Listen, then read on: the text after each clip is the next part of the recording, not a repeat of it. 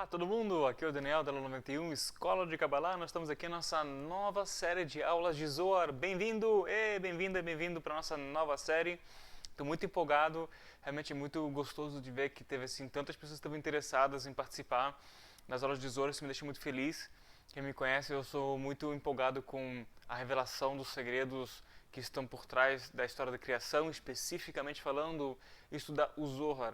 Eu passei um bom tempo na minha vida que eu dediquei para estudar o Zohar por completo, do início até fim, sabe, como se diz, de cabo a rabo. Desculpa meu francês. E realmente essa foi uma experiência assim, muito interessante. Foi um período de uns 3 anos que eu decidi que eu vou, no mínimo, dedicar 1 hora por dia para estudar os segredos em aramaico, em hebraico, de várias outras fontes. E realmente fez uma tremenda mudança na minha vida. Assim, uma coisa que eu senti muito foi um amadurecimento espiritual que eu tive. Foi assim, alguns próximos níveis. Espero muito que através desse estudo você também ganhe essa força, esse comprometimento por se está fazendo nesse momento. Agora falar, olha, vou agora decidir que eu vou estudar, sei lá, o ano inteiro aulas de Zohar. Faz toda a diferença. E tem uma razão pela qual eu decidi fazer um pacote de um ano inteiro e fazer até por um preço mais baixo assim do que seria o normal, porque eu realmente acredito que o comprometimento que você tem com algo faz a diferença. Às vezes faz toda a diferença em termos da energia que você vai receber. Ok? Então, gente, vamos lá, vamos começar a falar. E eu acho isso muito interessante que a gente está começando as nossas aulas de Zohar desse ano num novo livro. Tá? Existem 5 livros no Pentateuco, chamados também como os 5 livros de Moisés, também conhecido como a Torá. São 5 livros, né? E o primeiro livro é o Gênesis, e a gente já terminou toda essa porção. O livro de Gênesis, a história, a leitura da energia de Gênesis começa no finalzinho do mês de Libra. O mês de Libra começa todo um processo chamado Rosh Hashanah, a cabeça do ano, uma renovada de energia para o ano inteiro. Então, todo um processo de várias aberturas cósmicas, que no final o ápice delas é que terminamos a leitura do Antigo Testamento e começamos na sequência Gênesis, e começam os capítulos de Gênesis, um depois do outro. E semana passada terminamos o último capítulo de Gênesis e a gente começou, meio que começando o ano novo.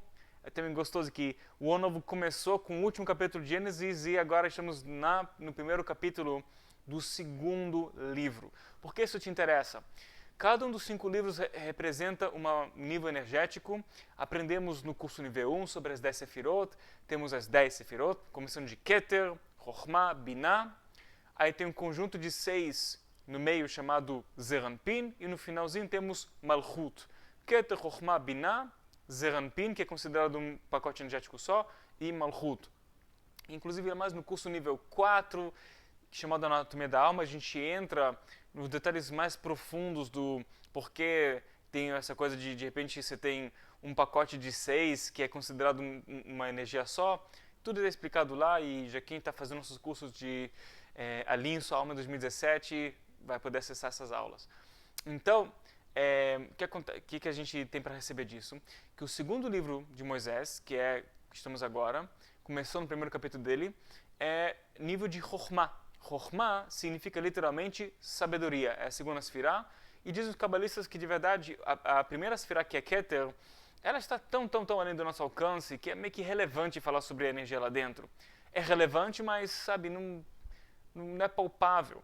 Porém, quando a gente chega lá na segunda Sefirah, que é Chokhmah, que é ainda um nível energético bem grande, bem poderoso, lá você realmente começa a acessar um nível de energia, é uma luz incandescente, que ela é capaz de queimar completamente todas as nossas klipot, todas as nossas negatividades.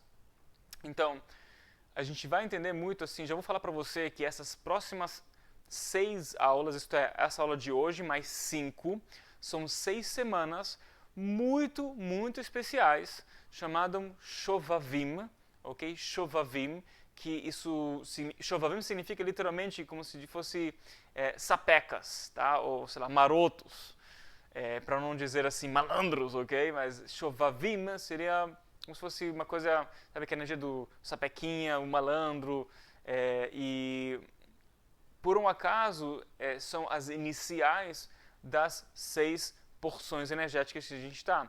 A primeira porção que a gente vai começar hoje chama Shmot, e é Sh, né, de Shovavim. e a porção de semana que vem é Vaera, que é o show. E depois você tem Bo, Beshalach, Ito, Mishpatim, e as iniciais criam Shovavim. E falam os cabalistas que você pode, através o que acontece nas 6 semanas, realmente corrigir os nossos curtos-circuitos ligados ao nosso nível de sapequismo, ok? Quando a gente faz umas certas malandragens, e malandragens ligadas especificamente à falta de respeito com outros seres humanos, falta de respeito com a luz do Criador, e o mais importante é a falta de respeito consigo mesma, consigo mesmo. E vou explicar ao longo dessas semanas mais alguns detalhes sobre isso. Mais do que isso, tem uma questão também de fazer uma correção dos curtos-circuitos sexuais que o ser humano faz. Tá? Eu não estou falando de você, eu sei que você é uma pessoa santa, estou falando das outras pessoas que a gente pode meditar por elas, que uma vez ou outra fizeram um erro nessa área, que de repente tiveram uma conduta que eles sabem que não foi 100% correta, e falam os cabalistas, a energia sexual ela pode gerar muita energia, e portanto também, sabe, onde você tem muita energia, você também pode gerar muita escuridão. Tá? Então, a gente pode fazer um grande concerto nessa área e trazer mais luz e bênçãos na nossa área de amor e relacionamentos, seja se a gente tem uma pessoa na nossa vida hoje em dia ou a gente quer ter, ok? Então, já vou dizer que, de uma forma excepcional, essas 6 porções, tipo hoje mais 5, elas têm uma ligação muito importante uma com a outra, e a Aramaico original, Tza'aka v'shava.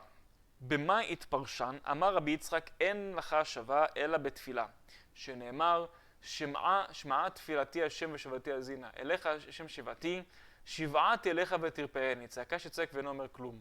אמר רבי יהודה, ילקח גדולה צעקה מכולן, שצעקה היא בלב, הדד הכתיב, צעק ליבם אל השם, צעקה וזעקה דבר אחד הוא, וזה קרובה לקדוש ברוך הוא יותר מתפילה והנחה. דכתיב כי אם צעוק יצעק אליי, שמוע אשמע צעקתו. Fala o seguinte, que o grito dos israelitas chegou aos céus.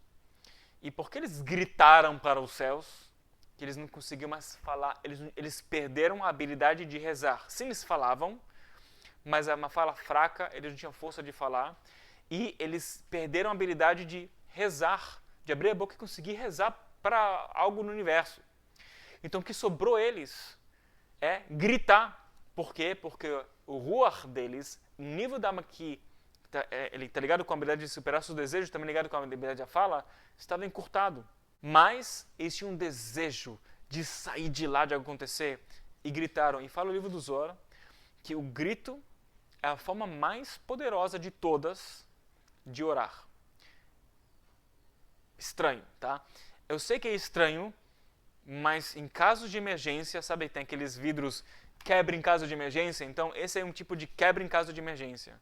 Se você está precisando de uma salvação, de uma energia, de uma luz, de um milagre, uma das ferramentas que você pode usar é rezar gritando. Se você chega num ponto que o que você quer é tão importante, é tão grande para você, você tem tanto desejo por aquilo, que você não tem nenhuma habilidade mais de expressar para o universo e para si o quanto que você precisa de uma ajuda espiritual.